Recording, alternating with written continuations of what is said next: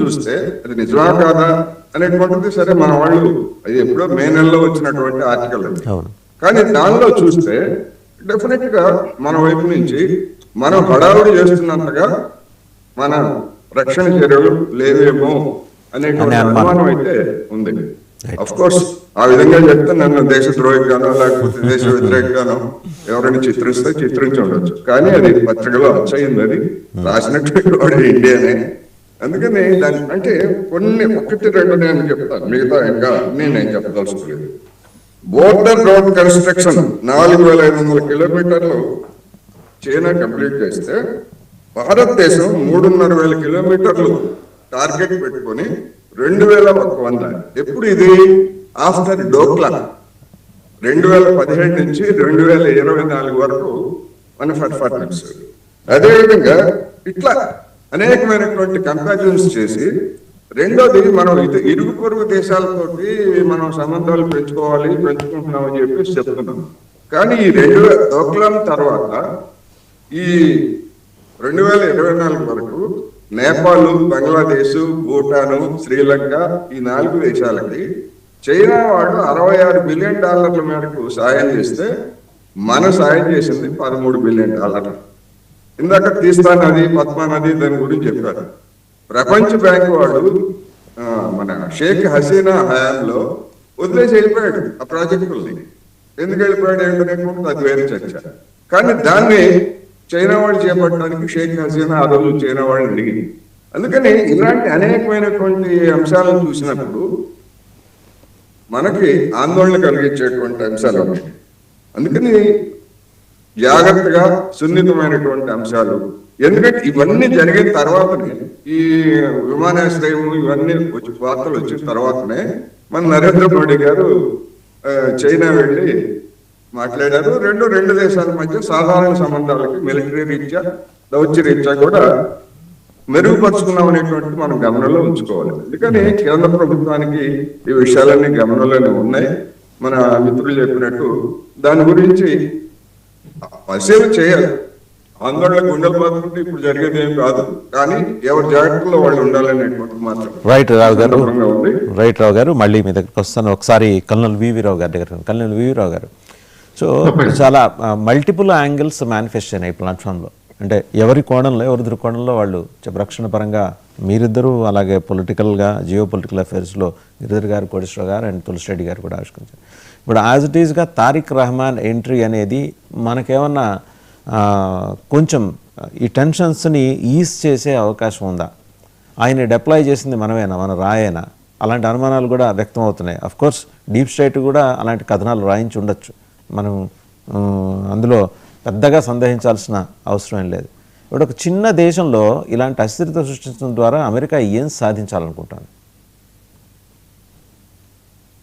America కేవలం కొంతవరకు చైనాకి ఎగ్నెస్ట్గా కొంతవరకు బేసులు కావాలి తప్పితే కానీ ఇంకంతకంటే వాళ్ళకి పెద్ద ఇంట్రెస్ట్ కనిపించట్లేదు. కానీ పాకిస్తాన్ మాత్రం అమెరికా అండ చూసుకుని వాళ్ళ దేశంలో ఎలా జరుగుతుందో, అంటే పొలిటికల్గా కానీ, జాగ్రఫికల్గా కానీ, మిలిటరీలో కానీ అదే రెప్లికా చేయాలని చూస్తుంది బంగ్లాదేశ్లో. ఫస్ట్ థింగ్, వాళ్ళకి 71 వార్ రివెంజ్ ఇంకా వదలలేదు. అందుకని చెప్పి అప్పటి నుంచి జమాతే ఇస్లామీని మెల్లగా పెంచుకుంటూ వచ్చారు. ఎప్పుడైతే మునీర్ గారు DGISI చీఫ్ అయినప్పుడు ఈ ఫైల్స్ని మళ్ళీ తిరిగి బయట తీయడం జరిగింది. ఆ తీసి జమాతే ఇస్లామీకి విపరీతంగా సపోర్ట్ పెంచడం మొదలుపెట్టారు. అది ఆయన చీఫ్ అయిన తర్వాత ఇవి ఇంకా పెరిగిపోయింది. ఆయన పాకిస్తాన్లో ఏం చూస్తున్నారు అంటే, షబాజ్ షరీఫ్ కేవలం ఫసాడ్ ప్రైమ్ మినిస్టర్ కింద, అలాగే బంగ్లాదేశ్లో ఒక ఫసాడ్ ప్రైమ్ మినిస్టర్ని పెట్టాలని చూస్తున్నారు. ఇప్పుడు బహుశా ఎలక్షన్స్లో క్లియర్ కట్ మ్యాండేట్ వచ్చే నాకు ఏమీ కనిపించట్లేదు. BNPకి 40% వచ్చినా కానీ కనీసం 25-30% ఈ జమాతే ఇస్లామీ సపోర్టెడ్ క్యాడర్స్కి వచ్చే అవకాశం ఉంది. అది వర్స్ట్ కి సిచ్యువేషన్. ఆ సిచ్యువేషన్లో ఏమవుతుందంటే, BNP while it is actually political party, full fledged political party, Jamaat-e Islami ద్వారా ఉద్భవించిన చిన్న చిన్న పార్టీలు ఇవన్నీ ఏంటంటే ఫండమెంటలిస్ట్ పార్టీస్. వాళ్ళకి మిగతా డెవలప్మెంట్ అంటూ ఏమీ ఉద్దేశం లేదు. కేవలం అరాజకం సృష్టించడం, ఇస్లాంని ప్రోత్సహించడం, తర్వాత యాంటీ ఇండియా స్టాండ్స్ తీసుకోవడం, మూడు ఉద్దేశాలు వాళ్ళే. పాకిస్తాన్ వాళ్ళని ఎంకరేజ్ చేస్తుంది. ఎందుకంటే BNP leader Tariq Rahman 17 years దాదాపు లండన్లో వచ్చారు. ఎవరైనా లండన్లో జనరల్గా 15 ఏళ్ళు ఉన్నవాళ్ళు కొంచెం లిబరల్ అవుతారు, ఎంత ఇదైనా కానీ వాళ్ళ యాటిట్యూడ్ మారుతుంది. తర్వాత వాళ్ళకి కొంచెం ఇంటర్నేషనల్ రిలేషన్స్ అర్థమవుతాయి. ఆ ఇంటర్నేషనల్ రిలేషన్స్ అర్థం చేసుకున్న వాళ్ళు బంగ్లాదేశ్లో ఎప్పుడు ఓటు గమనిస్తారు, ఇండియా మీద ఆధారపడక తప్పదు. ఎందుకంటే 3 సైడ్ని కేవలం కొంచెం బర్మా బోర్డర్ తప్పించి ఓన్లీ ఇండియా ఉంది. ఇటు సముద్రంలో కూడా ఇండియానే ఉంది. అండమాన్ నికోబార్ దీవుల దగ్గర నుంచి complete bay of Bengal domination India చేతుల్లో ఉంటుంది. ఇంకా వాళ్ళకి ఫుడ్ దగ్గర నుంచి అన్ని ఇంపోర్ట్ చేసుకోవాల్సిన నెట్ ఇంపోర్ట్ దేశం అది. ఎక్స్పోర్ట్స్ కేవలం టెక్స్టైల్స్లో వీటిలో వెళ్తుంది, కానీ మిగతాదన్నిట్లోనూ ఇంపోర్ట్ దేశం. ఆ ఇంపోర్ట్ దేశం అన్నది మన ఇండియా నుంచి ఈజియెస్ట్ ఇంపోర్ట్స్ అవుతాయి. అందుకని చెప్పి ప్రాక్టికల్ అవుతారు. సో బిఎన్పిని నొక్కి, ఒకవేళ బిఎన్పికి కొంచెం మెజారిటీ వచ్చినా కానీ వాళ్ళని నొక్కి కంట్రోల్ చేయడానికి ట్రై చేస్తుంది పాకిస్తాన్. సో ఆ విధంగా ఏంటంటే, ఒక విధంగా వేరే స్పీకర్ చెప్పినట్టు బిఎన్పి కొంచెం మోర్ లిబరల్ పార్టీ, కానీ ఛాందస్వాదులు వస్తే మాత్రం మనకి ఎక్కువ ఇదవుతుంది. అందుకనే దీన్ని కంటైన్ చేయడానికి అవామీ లీగ్ కూడా పార్టిసిపేట్ చేస్తే ఒక అందుకు మంచిది. అది ఎలాగ చేయాలి అన్నది ఇంటర్నేషనల్ ప్రెషర్ తీసుకురావడం, ఇండియన్ ప్రెషర్ పెట్టడం, ఇది చేయాలి. కానీ పాకిస్తాన్ మాత్రం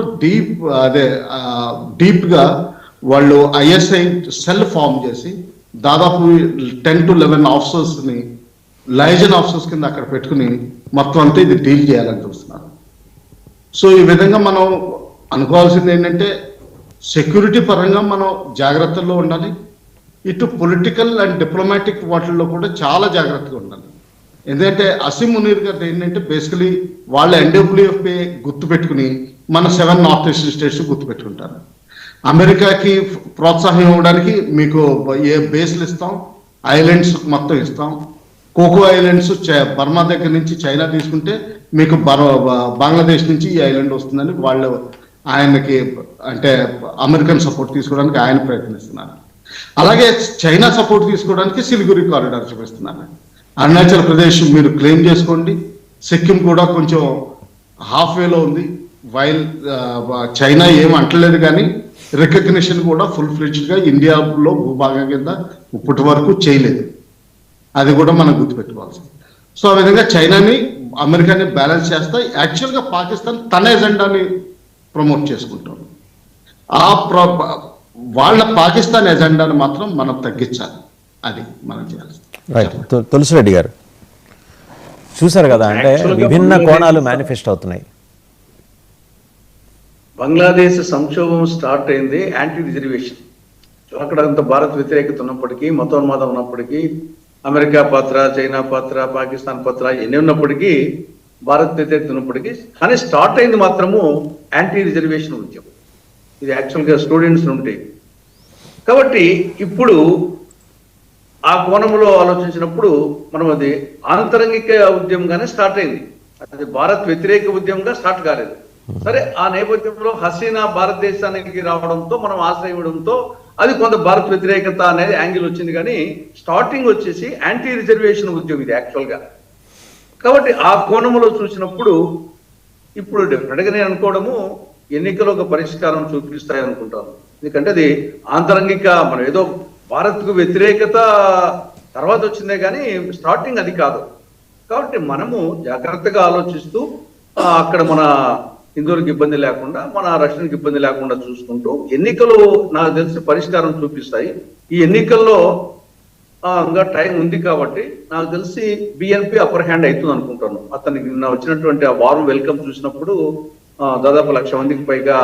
ఇప్పుడు అంత పెద్ద ప్రిపరేషన్ కూడా, మరి అతను యాక్చువల్గా ఆవిడ జైల్లో, ఆవిడ హాస్పిటల్లో ఉంది, అతను అక్కడ ఉన్నాడు 17 ఏళ్ళు ఉంటే, అయినప్పటికీ బిఎన్పిగా స్వాగతం వచ్చేసి అంత వారం వెల్కమ్ ఉందంటే రాబో రోజుల్లో మరింత పికప్ అయ్యేదానికి అవకాశం ఉంది ఆ పార్టీ. తర్వాత వచ్చేసి అతను డెమోక్రటిక్ గా మిగతా అన్ని అంశాలు సృష్టిస్తా ఉన్నాడు. కాబట్టి డెఫినెట్ గా వచ్చేసి ఎన్నికలు ఒక పరిష్కారం చూపిస్తాయి.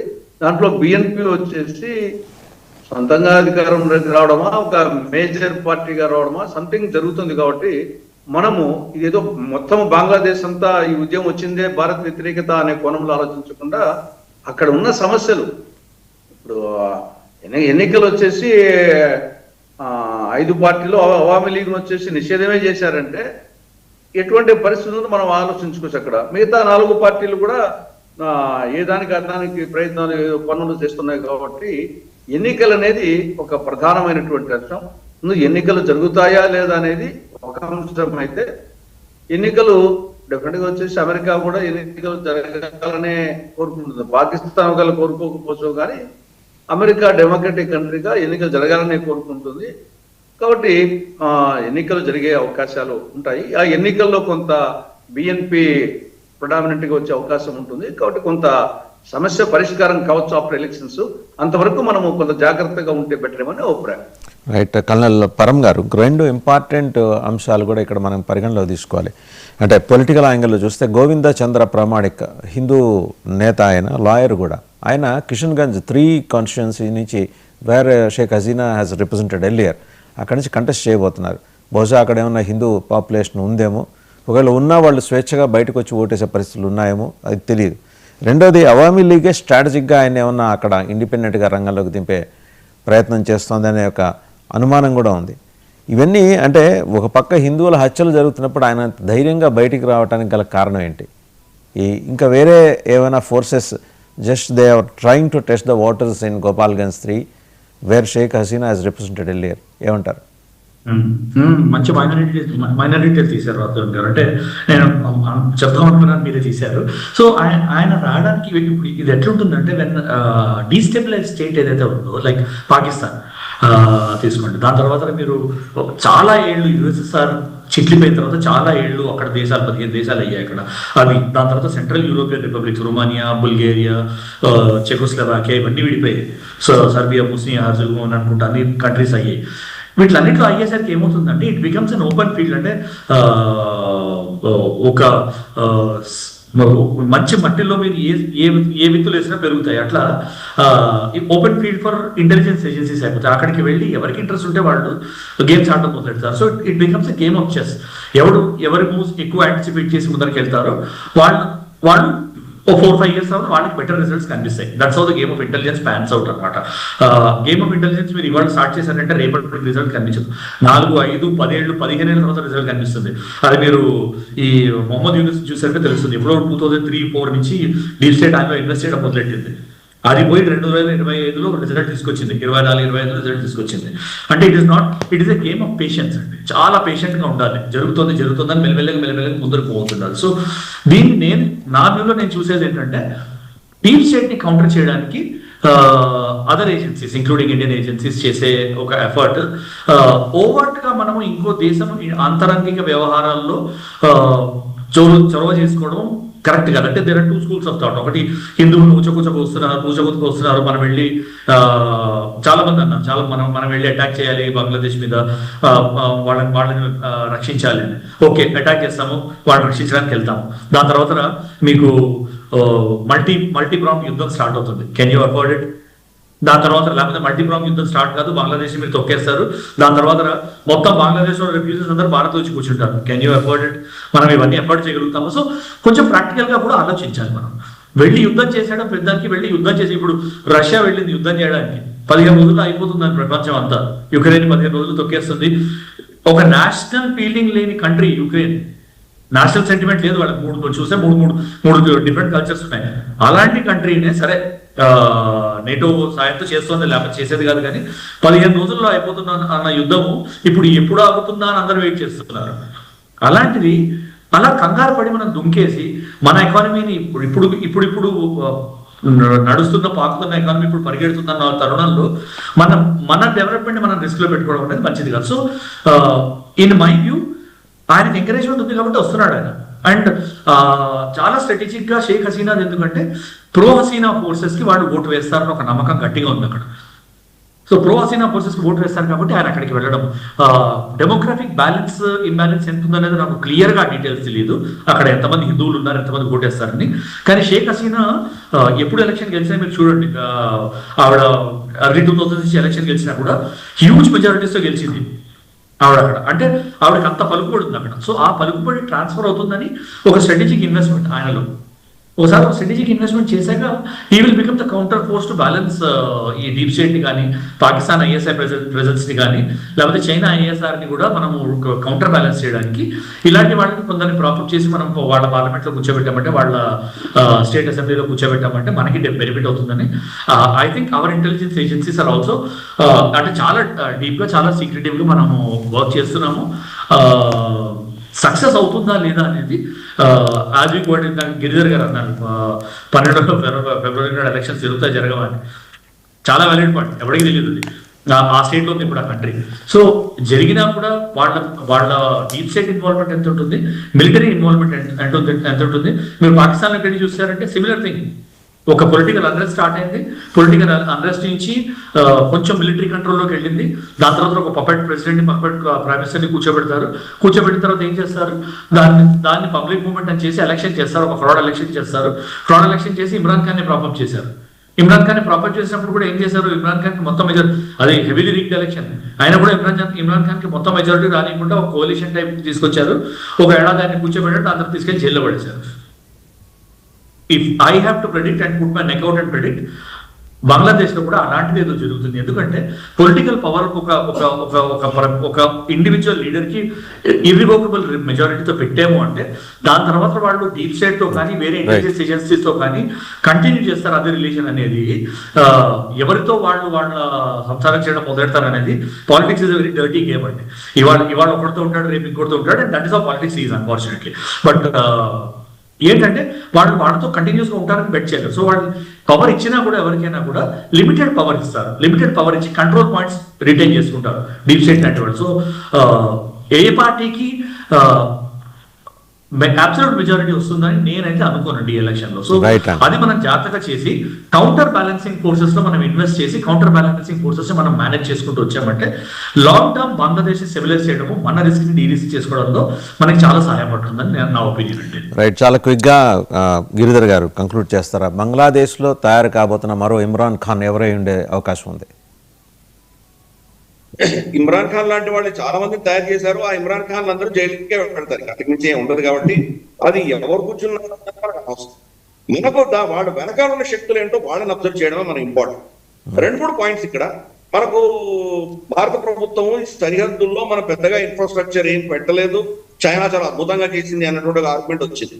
ఫస్ట్ విషయం మనం అర్థం చేసుకోవాలంటే, కమ్యూనిస్ట్ పార్టీ సమర్థనతోటి నడిచినటువంటి యూపీఏ హయాంలో వాళ్ళ డిఫెన్స్ మినిస్టర్ ఏకే యాంటనీ చాలా స్పష్టంగా పార్లమెంట్ లో చెప్పాడు. ఆయన, మేము మా పాలసీ డెవలప్ చేయదలుచుకోలేదు బార్డర్ ఏరియాస్ లో, చేస్తే ఆ రోడ్లను వాడుకొని చైనా లోపలికి వస్తుంది కాబట్టి మేము చేయదలుచుకోలేదని చెప్పారు.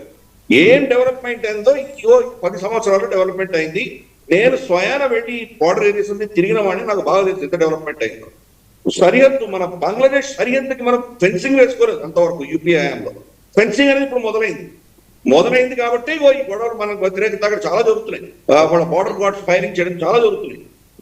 మన బార్డర్స్ ని సురక్షితంగా దాన్ని సెక్యూర్ చేసేటువంటి పరిస్థితి విస్తృతంగా గత 10 ఏళ్లలోనే జరిగింది. రోజు ఈ రోజు మనం లిటరల్ గా మనం అక్కడి దాకా వెళ్ళగలుగుతున్నాం. కాబట్టి అది ఫస్ట్ అదొక మనం అర్థం చేసుకోవాలి. రెండవది తులసిరెడ్డి గారు చెప్పారు, ఆయన ఏమన్నారంటే ఇది మన వాళ్ళ రిజర్వేషన్ ఉద్యమం జరిగింది అని అన్నారు. కరెక్ట్, ఏ ఉద్యమం అయినా ఒక మంచి కాజ్ కోసమే స్టార్ట్ అవుతుంది, దాన్ని ఇంకెవరో హైజాక్ చేస్తారు. ఉద్యమం అదే స్టార్ట్ అయింది, తర్వాత ఇంకో డీప్ స్టేట్ హైజాక్ చేసి విధ్వంసం సృష్టించి ఆవిడ పంపించాల్సిన అవసరం వచ్చింది. నేపాల్లో కూడా అదే పరిస్థితి. ఇంటర్నెట్ లో కొన్ని యాప్స్ బ్యాన్ చేశారని చెప్పి చిన్నపిల్లలు గొడవ చేస్తే ప్రభుత్వం దాన్ని మళ్ళీ రిస్టోర్ చేసిన మరుసటి రోజు వాళ్ళ పార్లమెంట్ ని, వాళ్ళ సుప్రీం కోర్టుని, వాళ్ళ ప్రైమ్ మినిస్టర్ ని వీళ్ళు తగలబెట్టారు. సో ఈ శక్తులు టేక్ ఓవర్ చేస్తాయి. కాబట్టి మనం ఉద్యమం స్టార్ట్ అయినటువంటి ఉద్దేశాల ఆధారంగా దాన్ని జడ్జ్ చేయలేము. తర్వాత ఎలా ఉన్నది ఆ సమాజం అనేది మనకు మారిపోతున్నది, ఇంకెవరో శక్తులు టేక్ ఓవర్ చేస్తారు. ప్రస్తుతానికి బంగ్లాదేశ్ అన్నది అమెరికా, పాకిస్తాన్ ఈ 2 చేసినాయి కాబట్టి అంత సునాయాసంగా మనకు వెనక్కి రాదు. గతంలో లాగా మనం తొందరపడి ఎప్పుడు కూడా నిర్ణయం తీసుకోవడం, కొనాలి పరమేశ్వర్ గారు చెప్పింది నేను ఒప్పుకుంటాను. మనం T20 గేమ్ ఆడట్లేదు, టెస్ట్ మ్యాచ్ ఆడుతున్నాం. Right Giridhar garu, thank you very much. సమయం కూడా పూర్తయింది. ఇది ఒక అన్ఎండింగ్ సబ్జెక్ట్. ఖచ్చితంగా దీని మీద మళ్ళీ మనం డిస్కస్ చేద్దాం. Thank you very much Koteswararao గారు, గిరిధర్ గారు, డాక్టర్ తులసిరెడ్డి గారు, కల్నల్ పరం గారు అండ్ కల్నల్ వివి రావు గారు, అందరికీ ధన్యవాదాలు. సో చూసాం కదా, మరో ఇమ్రాన్ ఖాన్ని తయారు చేయడానికి